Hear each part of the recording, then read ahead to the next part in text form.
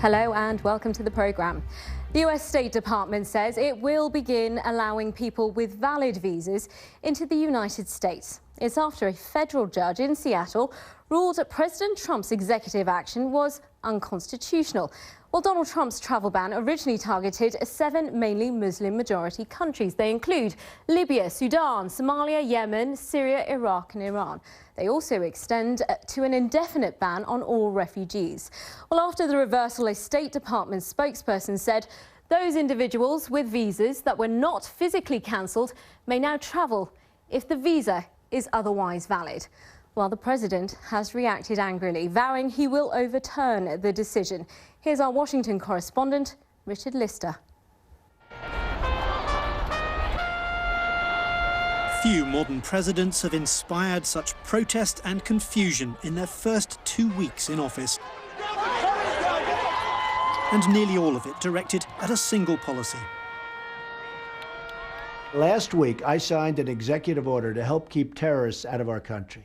President Trump recorded his weekly address when that order was still in place. But last night, this Seattle courthouse saw a successful challenge to his authority. I find that the court should and will grant the temporary restraining order. His banning order was overturned. It's obviously a historic decision and an important one for the rule of law and for the people of the state of Washington and the people of our country.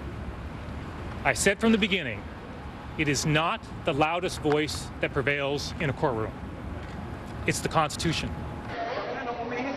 Within hours, airlines were told by the US border agency that the restrictions on travellers from the 7 affected countries had been dropped. British Airways, Lufthansa and others reflected that advice on their websites. These Iraqi and Iranian nationals at Istanbul's Ataturk airport wasted no time boarding a long-awaited flight to Los Angeles, confident now that this time they shouldn't run the risk of being sent back. When President Trump arrived at his weekend retreat in Florida yesterday, he must have hoped that the centrepiece of his national security policy was secure. And his fury this morning was all too apparent. He tweeted that when a country is no longer able to say who can and who cannot come in and out, especially for reasons of safety and security, big trouble, adding that the opinion of this so-called judge, which essentially takes law enforcement away from our country, is ridiculous and will be overturned.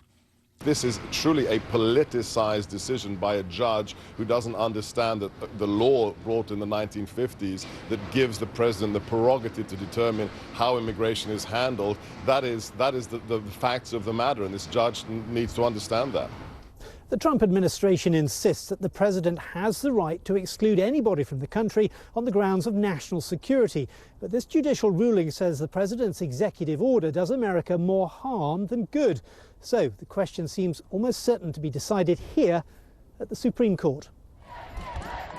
And until the question is resolved, the protests will continue, not just in the US, but around the world. President Trump, though, is adamant that ultimately he is right and he will win.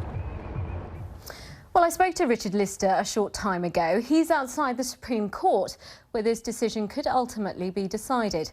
He began by telling me how US officials are reacting to this reversal.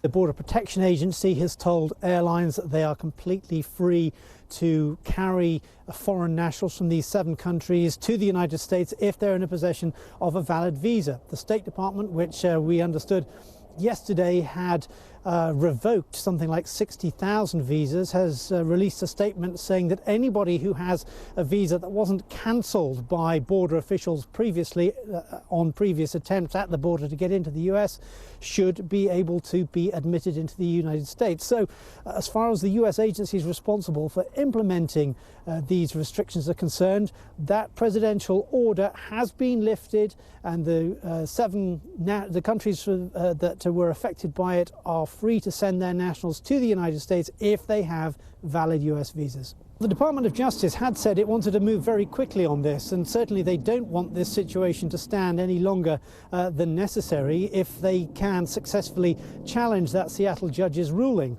So it's possible that those machinations are already underway for an appeal to be filed. They haven't announced publicly whether or not that has happened, but they did say they were going to challenge it as soon as they could.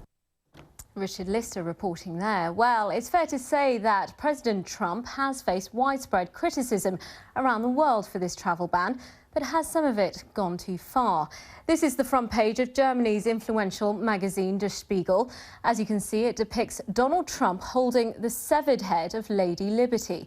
Several German newspapers have criticised Der Spiegel for carrying the cartoon, and the German Vice President of the European Parliament called it tasteless. The cartoonist Edel Rodriguez said the image represented the beheading of democracy.